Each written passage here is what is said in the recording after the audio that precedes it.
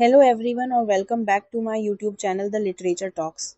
और आज हम बात करेंगे ई.एम. फॉस्टर की एक बहुत ज़रूरी बुक के बारे में जिसका नाम है एस्पेक्ट्स ऑफ द नॉवल।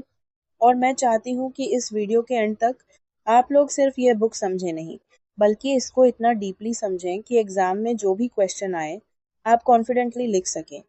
तो शुरू करते हैं बिल्कुल बेसिक्स से। पहले ये समझो कि ई.एम. फॉस्टर थे कौन। एडवर्ड मॉर्गन फॉस्टर एक ब्रिटिश नॉवेलिस्ट और क्रिटिक थे। उन्होंने यह बुक एक्चुअली एक लेक्चर सीरीज के रूप में लिखी थी जो कैम्ब्रिज यूनिवर्सिटी में डिलीवर की गई थी।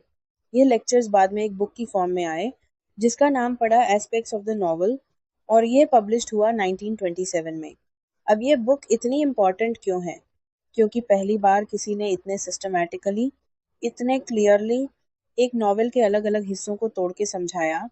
फॉस्टर ने कहा कि अगर तुम एक नॉवेल को समझना चाहते हो, उसकी क्रिटिसिज्म करनी है, तो तुम्हें उसके 7 एस्पेक्ट्स को समझना होगा।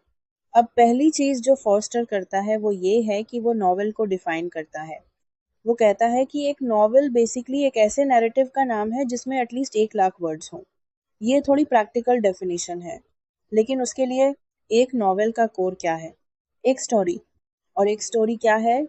फॉस्टर के वर्ड्स में a narrative of events arranged in their time sequence. मतलब इवेंट्स एक के बाद एक आते हैं और रीडर का सवाल होता है आगे क्या होगा। ये क्यूरियोसिटी ही एक नॉवेल की जान है। एक और इम्पॉर्टेंट बात जो फॉस्टर शुरू में करता है वो यह है कि वो अपनी इस बुक की लिमिटेशन मानता है। वो कहता है कि मैं सिर्फ इंग्लिश नॉवेल की बात कर सकता हूँ, और वो भी चौसर के बाद से। इसका मतलब ये है कि रशियन और फ्रेंच फिक्शन इस डिस्कशन में शामिल नहीं हो सकती। लेकिन फिर भी वो ऑनेस्टली कहता है कि इंग्लिश नॉवेल उतना ग्रेट नहीं है जितना रशियन या फ्रेंच।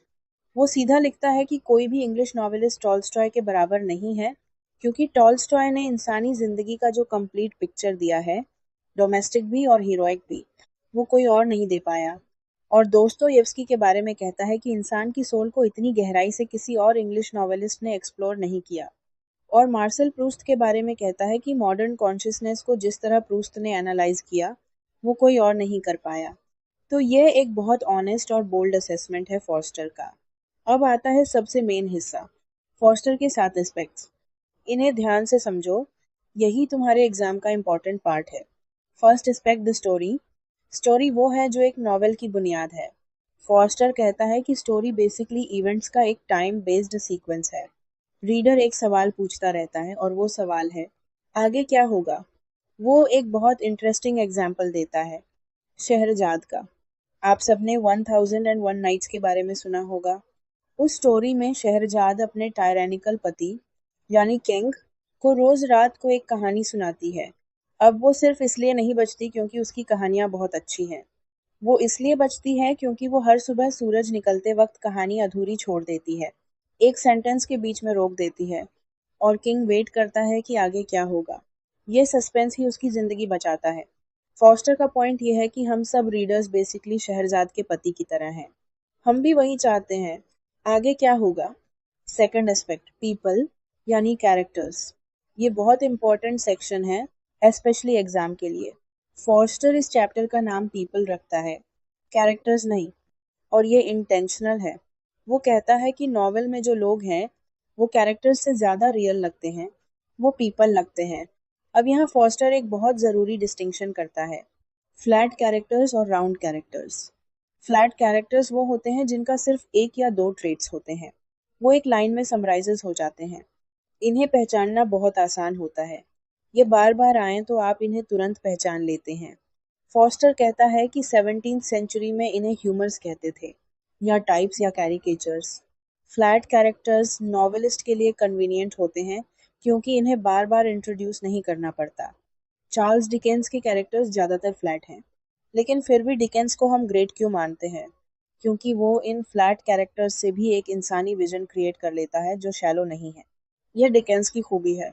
राउंड कैरेक्टर्स वो होते हैं जिनके कई पहलू होते हैं, ये कॉम्प्लेक्स होते हैं, ये बदल सकते हैं, ग्रो कर सकते हैं, स्टोरी के साथ डेवलप होते हैं। जेन ऑस्टिन के कैरेक्टर्स राउंड हैं। फॉस्टर कहता है कि जब ऑस्टिन अपनी नॉवेल खत्म करती हैं, तब भी रीडर इमेजिन कर सकता है कि वो कैरेक्टर्स आगे बाद में अपनी जिंदगी कैसे जिएंगे। इतने रियल लगते हैं वो। राउंड कैरेक्टर्स को बिलीवेबल बनाने के लिए राइटर को उनके अंदर की दुनिया दिखानी होती है, उनके थॉट्स, उनके इमोशंस, सब कुछ। जब भी फ्लैट और राउंड कैरेक्टर्स के बारे में लिखना हो, डिकेंस का नाम फ्लैट के लिए और जेन ऑस्टिन का नाम राउंड के लिए ज़रूर यूज़ करो। Third aspect, plot. अब ये समझो कि स्टोरी और प्लॉट में क्या फ़र्क है, क्योंकि यह एक फेवरेट एग्जाम क्वेश्चन है। स्टोरी क्या है? इवेंट्स का time based sequence. The king died and then the queen died. बस, ये स्टोरी है। एक के बाद एक इवेंट। रीडर पूछ रहा है, आगे क्या हुआ? प्लॉट क्या है? इवेंट्स का एक ऐसा अरेंजमेंट जिसमें कॉज और इफेक्ट दिखती है। The king died and then the queen died of grief. ये प्लॉट है। अब सिर्फ ये नहीं पता कि क्या हुआ, बल्कि यह भी पता है कि क्यों हुआ। क्वीन की डेथ किंग की डेथ का रिजल्ट है।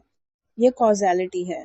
फॉस्टर कहता है कि स्टोरी सिर्फ क्यूरियोसिटी को सेटिस्फाई करती है, प्लॉट इंटेलिजेंस को डिमांड करता है, और मेमोरी को भी, क्योंकि प्लॉट में आपको पिछले इवेंट्स याद रखने पड़ते हैं, क्लूज ढूंढने पड़ते हैं, और कॉज इफेक्ट चेन्स को फॉलो करना पड़ता है। प्लॉट का एक और इम्पॉर्टेंट कैरेक्टरिस्टिक ये है कि उसमें कोई लूज एंड नहीं होना चाहिए। हर एक एक्शन, हर एक वर्ड प्लॉट में कुछ ना कुछ कंट्रीब्यूट करना चाहिए। वो इकोनॉमिकल होना चाहिए, लीन होना चाहिए, और इसके साथ रीडर की मेमोरी एक रोल प्ले करती है, क्योंकि वो स्टोरी पढ़ते पढ़ते नए क्लूज ढूंढता रहता है और अपनी अंडरस्टैंडिंग को रिकंसीडर करता रहता है। Fourth aspect, fantasy. फॉस्टर कहता है कि फैंटेसी एक ऐसा एलिमेंट है जो नॉवेल में मैजिकल इफेक्ट क्रिएट करता है, लेकिन ज़रूरी नहीं है कि फैंटेसी में मैजिक ही हो। फैंटेसी मंडेन, यानी आम चीज़ों में भी हो सकती है। एक आम इंसान या एक आम चीज़ जो एक्स्ट्रा ऑर्डिनरी हो जाए, वो भी फैंटेसी है। फैंटेसी के जॉनर में माइथोलॉजिकल डेटीज आते हैं, कोइंसिडेंसेस आते हैं, पंच आते हैं। फैंटेसी पैरोडी और एडेप्टेशन को भी अलाउ करती है, जिसमें एक ही स्टोरी को कई ऑथर्स अपने अपने तरीके से इंटरप्रेट करते हैं। Fifth aspect, prophecy. Prophecy fantasy से अलग है।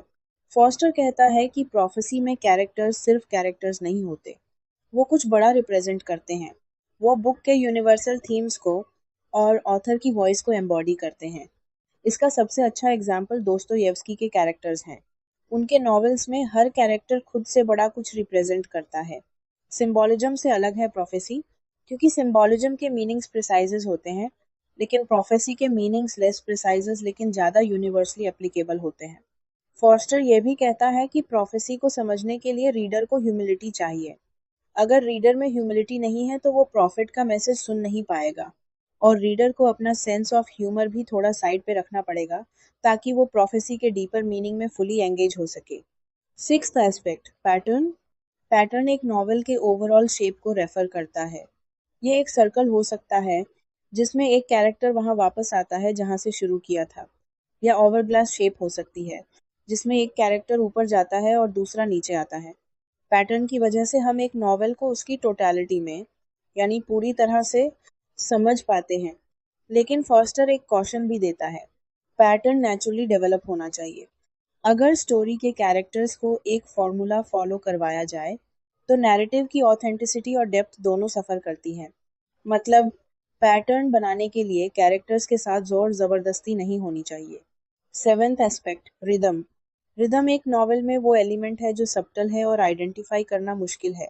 इसका एक तरीका यह है कि एक फ्रेजेस या इमेज थोड़ी थोड़ी मॉडिफिकेशन के साथ बार बार रिपीट होती है। यह रिपीटिशन एक इको जैसी फीलिंग क्रिएट करती है, एक मेमोरी जैसी। फॉस्टर इसे एक म्यूजिकल सिम्फनी से कंपेयर करता है, जिसमें अलग अलग पार्ट्स मिलके एक परफेक्ट हार्मनी बनाते हैं। फॉस्टर रिदम को इजी और डिफिकल्ट में क्लासिफाई करता है।